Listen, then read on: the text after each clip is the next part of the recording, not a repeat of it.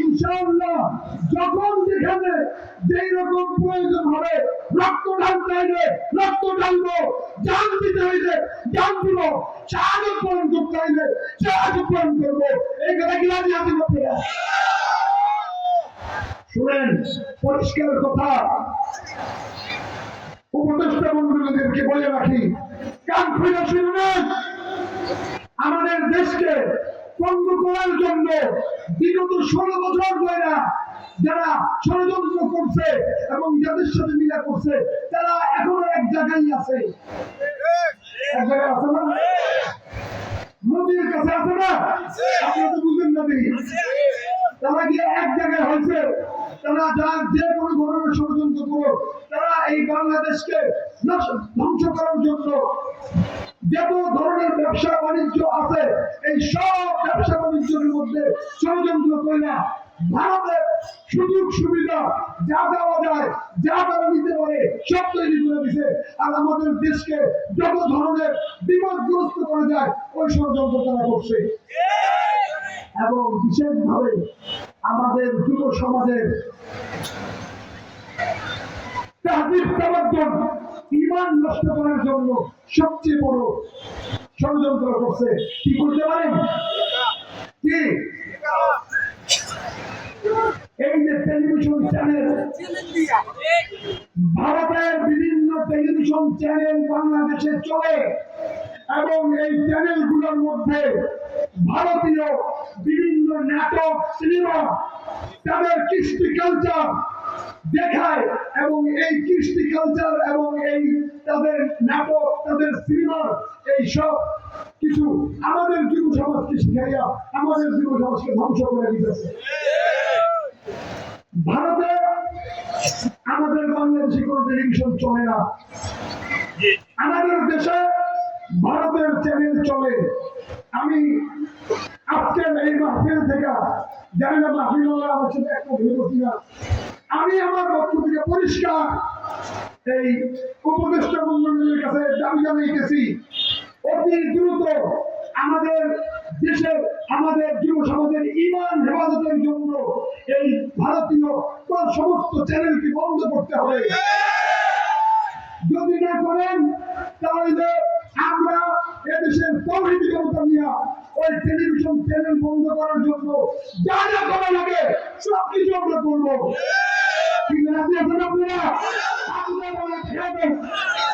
ইনশাআল্লাহ পরিষ্কার কথা যে ভারতের কোন চ্যানেল বাংলাদেশে চলবে না।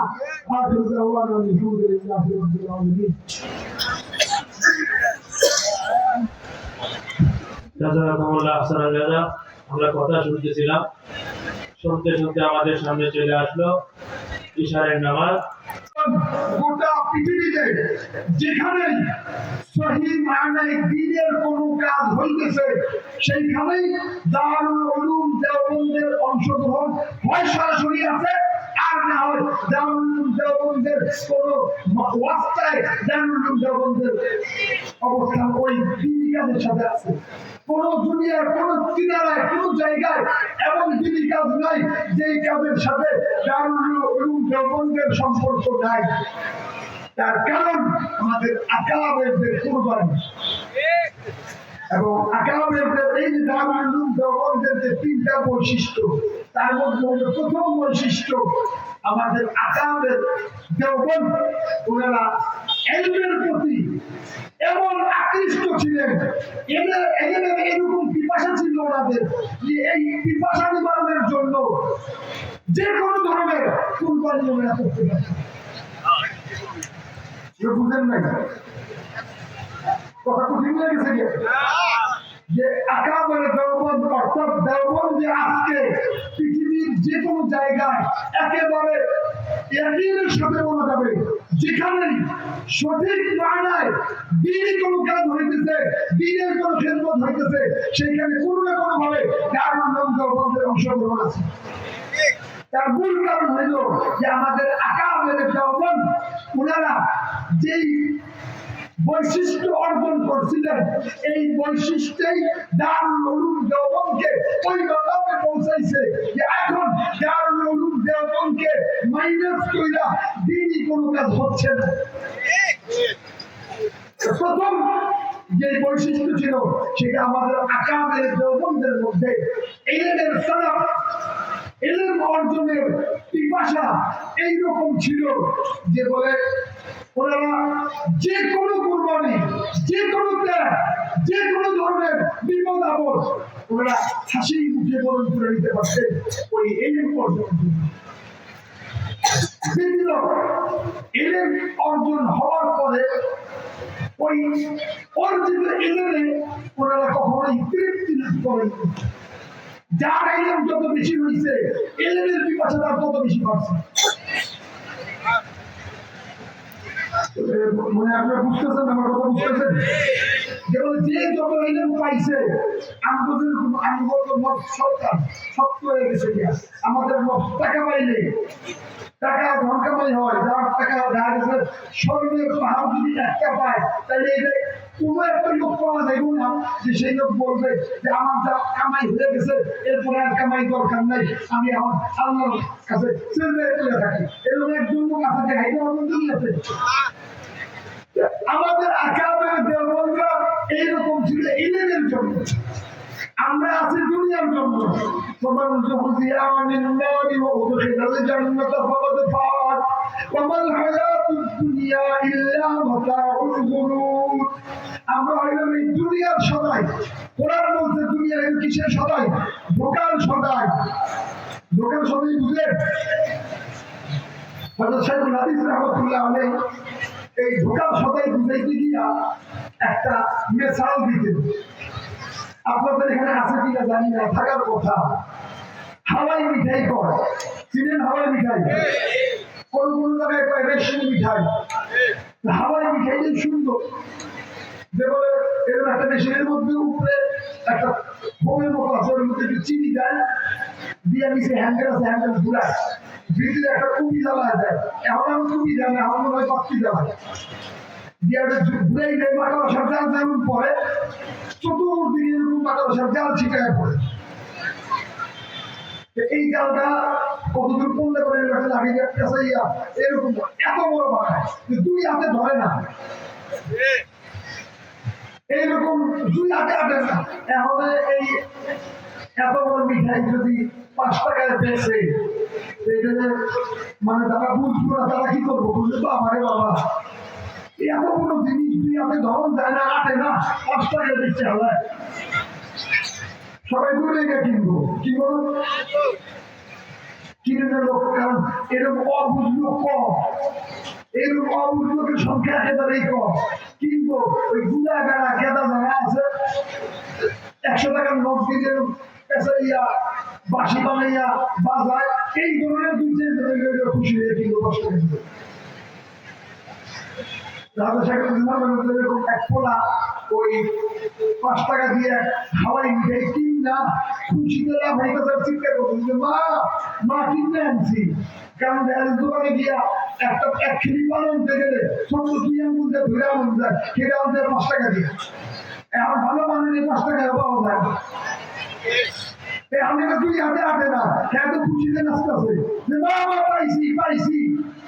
মায়ের বাবা বেড়া দুটো দিয়ে দেখে যে এই হাওয়াই মিঠাই আইতেছে, মায়ের বেশি খুশি হয় বলে আমার কোনো তো ধোকা খাইছে।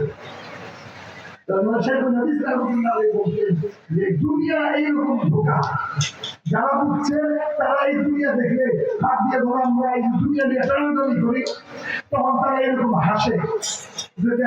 এই যেটা টানাটানি করতেছে এটা একটু করে টিপ দিলেই খাওয়া হয়ে যাবে।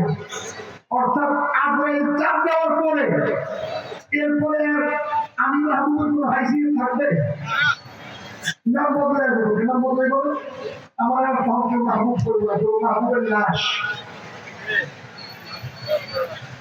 মাহবুবের লাশ বলবে, মাহবুব আর বলবে না। তো আজরাইল টিপ দিয়ে ছেড়ে দিলেই দুনিয়া শেষ। আমরা এই দুনিয়ার পিছনে দৌড়ে গেছে, আমাদের আকাবেররা ওনারা ওইটা বুঝছে তো ওইটা তো একেবারে সবাই মিঠাই যে আজরাইল আইয়া চিন্তার করে তারা আমাদের উপর হাসিয়ে থাকবো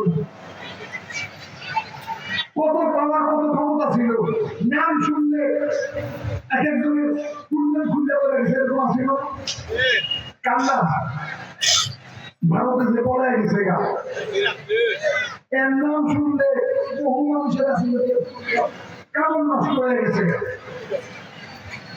কোথায় তারা জিজ্ঞেস করার কেউ নাই এখন আর টুগেদারের পর কি হইব নেই বললাম আমাদের আকাবেররা ওনারা এটা বুঝছে যে বলে দুনিয়াতে এরকম যে গন্ডি পরিণতের পরেই যে আমার আগে সেলিট দিতে হয় আমার পিন পড়া দিয়ে বাঁধবো ঘটনা এরকম না এই যে মন্ত্রী মিনিস্টারদেরকে যারা পাহারা দিয়ে নিয়ে ঘুরছে এরাই হঠাৎ হাতে করে হাত পড়া লাগিয়েছে আমাদের আকাবেররা এই কথা বুঝছে বুঝতে আমরা দুনিয়ার পিছনে পড়ে ওনারা এলেমের বিষয়ে যত বেশি এলিম হয়েছে ওনাদের এলিম অর্জনের পিপাসা কত বাড়ছে ওনাদের এলিমের পিপাসা কিরকম ছিল এর উদাহরণ একটা বলি আনোয়ার শাহ কাশ্মীরি রহমতুল্লাহ আলাইহির নাম শুনছেন আপনারা আনোয়ার শাহ কাশ্মীরি রহমতুল্লাহ আলাইহির এলিমের প্রতি কিরকম আকর্ষণ ছিল এইটা বলার আগে এর সাথে মুনাসাবাত করা আর একটা ঘটনা কাশ্মীর রহমতুল্লাহ আলাইহি এটা দুইটাই পুরা হয়ে গেছে একটা কথা পুরা হয়ে গেছে এই হারাতটা বুঝাই পাচ্ছেন কি জিনিস কাশ্মীর রহমতুল্লাহ আলাইহি ওনার তো জেহেন জাকাওয়াতের বেমিসাল ছিল ওনার স্মরণ শক্তি এইরকম ছিল যে কোনো একটা জিনিস একবার কান দিয়া শুনলে 40 বছর 50 বছর মুখস্থ হয়ে যেত আর কোন জিনিস একবার করলে সারা জীবন নিজেকে মুখস্থ হয়ে যেত এই আনোয়ার শাহ কাশ্মীর এটা আপনার করলাম আপনারা মনে মনে কি কয় হুজুর কি মানে কোন পুরিয়া পারিয়া খেয়ে আসছে কিনা কথা কি কয় হুজুর একবার শুনলে বলে এরকম মুখস্থ হয়ে যাবে শুনেন বলুন মুফতি শফি সাহেব রহমতুল্লাহ আলাইহির ওনার কথা নকল করছেন হযরত রফি উসমানী এবং তাকি উসমানী সাহেব দুজনের কাছ থেকে দুজনের হাত থেকে আমার এই ওয়াকিয়া শোনা আর মুফতি শফি সাহেব রহমতুল্লাহ আলাইহি বলে যে দার্সের মধ্যে বুখারীর দার্স চলতো তাদের আনোয়ার শাহ কাশ্মীরি রহমতুল্লাহ আলাইহি তাকরীরও করতে থাকতো ইলমের সাগর যেদিকে নৌকা ছুটায় ওদিকেই পরে নৌকা চলতে থাকে কোথাও থাকে না কারণ পানি নেই তো ওই মাটি নেই তো খালি পানি আর পানি এরকম একদিন বুখারীর দার্সের মধ্যে আলোচনা করতে করতে একটা জিন্দি মাসালার উপরে একটা আলোচনা করেছে আনোয়ার শাহ কাশ্মীরি রহমতুল্লাহ এক ছাত্র ওই জিন্দি মাসালার উপরে ওদিকে হাদিসের সাথে সম্পর্ক এমনি একটা উদাহরণ দিতে গিয়ে মিসাল দিতে গিয়ে একটা আলোচনা করছে ওই আলোচনার মধ্যে একটা মাসলা আসছে ওইটার মধ্যে ওই ছাত্র প্রশ্ন করছে এইটা হয় না তারপর আনোয়ার শাহ কাশ্মীরি রহমতুল্লাহ আলাইহি তার জবাব দেওয়া শুরু করছে আল্লামা ইবনে হুমাম রাহমাতুল্লাহ আলাইহি লেখা ফাতহুল কাদিরের দিকে ফাতহুল কাদিরের ইবারত পড়া শুরু করতে মুখস্থ আর মুফতি শফি সাহেব রাহমাতুল্লাহ আলাইহি বলে যে হুজুর এক লাইন দুই লাইন তিন লাইন পড়ছে পরে আমরা সকলেই কলম ফিরিয়া হুজুরের চেহারার দিকে তাকায় রয়েছি হুজুর কোরআন শরীফের এরকম হাফেজ তেলাওয়াত করে এইরকম ফাতহুল কাদির পড়তে পড়তে পড়তে পড়তে আধা সময় তুলে পড়েছে আর এই আধা সময় ফাতহুল কাদির আধা সময় বর্তমান কম্পিউটারের কষ্ট ধরে এক পৃষ্ঠার নিচে এক পৃষ্ঠা করে পড়ছে হুজুর কইরা হঠাৎ দেখা যায় সব ছাত্ররা অবাক হইয়া হুজুরের দিকে তাকায় রয়েছে হুজুর ছাত্রদেরকে সত্যত করে বলতেন जाहिली जाहिली तुम समझे हो कि मैं आज सुबह फतहुल गदीर मुताला करके आया हूँ, अभी वही इबादत चल रहा। ছাত্র তোমরা মনে করতেছো যে আজকে সকালে আমি ফতুল গাজীর পড়ে আইছি, ওই ইবাদত আমি করতেছি। আরে না, এত বছর পূর্বে, বহু বছর, 8-10 বছর আগের কথা বলছি। 8-10 বছর আগে লখনৌ আমার এক সফর হয়েছিল। ওই লখনৌ সফরে কাজ ছিল অল্প, কিন্তু কাজের যে তরিকা, এই তরিকায় আমার 8-10 দিন লখনৌ থাকতে হয়েছে। একদম বেকার সময় কাটে না। আমি ওই সাহেব ভাইকে বাড়ি আমাকে প্রশ্ন করছি যে ভাই তোমার কাছে কোনো আরবি কিতাব খুঁজাব নাই? তো ওই সাহেব ভাই বলছে যে ভাই হুজুর ওই আমার আব্বার জমানার এক কিতাব আছে ভিতরে আলমারিতে, কি কিতাব আমি করতে পারি না, হুজুরে নিয়ে দেখেছি। তো হুজুর নিয়ে আমি গিয়ে দিই ফতুল কাদির, 8 দিনতে ফতুল কাদির, ফতুল কাদির নিয়ে আসছি আমি 8 দিনতে ফতুল কাদির আইনা। এই 8 দিনের মোতালা করছি। এই 8 দিনের মোতালা করছিলাম ওই সময়ের ইবাদত এখন করলাম। এরপরে কয়েছে বলে এই ফতুল কাদিরের মধ্যে যা কি ধরছে, হাদিস ধরছে, সব নাসবুর রায় থেকে ধরছে। 2টা হাদিস পায়। এই কথার দ্বারা বুঝা গেল ফতুল কাদিরের মুখস্থ, নাসবুর রায়ও এরকমই মুখস্থ। এই আনোয়ার শাহ কাশ্মীরি রহমতুল্লাহ আলাইহি এদের হাফিজের হালাত কি ছিল, এইটা শাব্বির আহমদ ওসমানী রহমতুল্লাহ আলাইহির একটা ঘটনা বলে মনে সময় শেষ আমি বলি।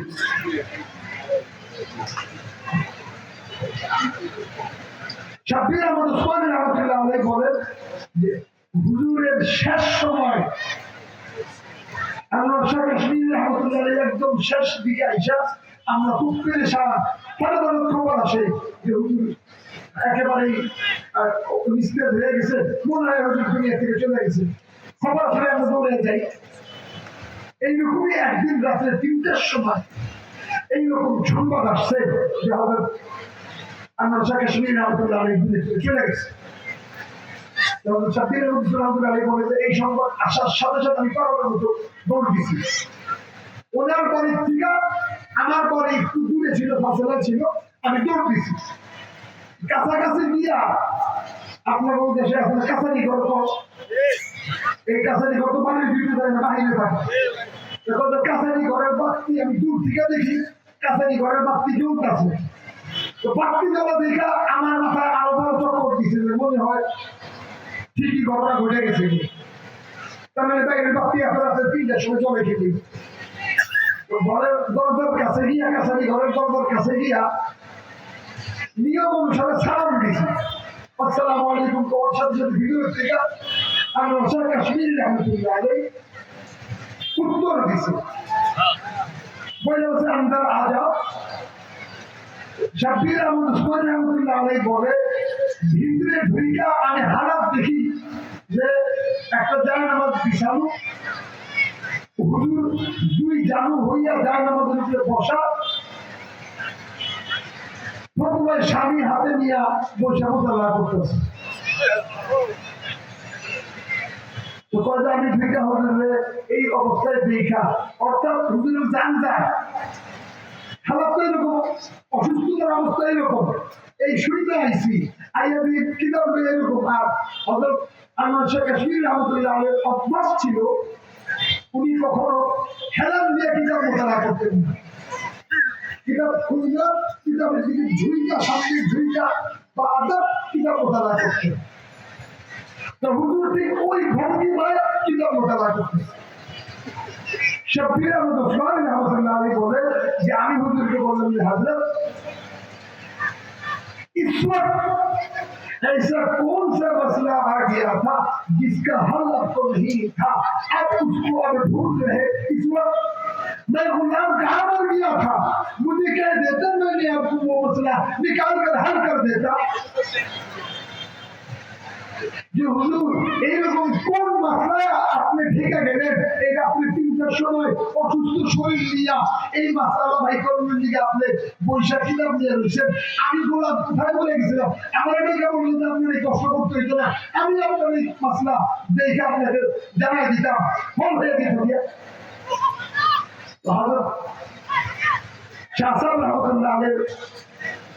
অভ্যাস ছিল কিছুটা সরল পান, উনি কিছুক্ষণ ওনার চেহারার দিকে তাকায় দিচ্ছে, আমার চেহারার দিকে তাকায় দেখা অনুরোধ করতেছে ইয়ে বিয়ে করা যায়। অর্থাৎ এইটাও আমার একটা অসুস্থতা, কিতাব ছাড়া থাকতে পারি না। একেবারে দেওবন্দ এই ছিল ওনাদের এই বৈশিষ্ট্যের কারণে আজকে দেওবন্দ এই জায়গায় গেছে।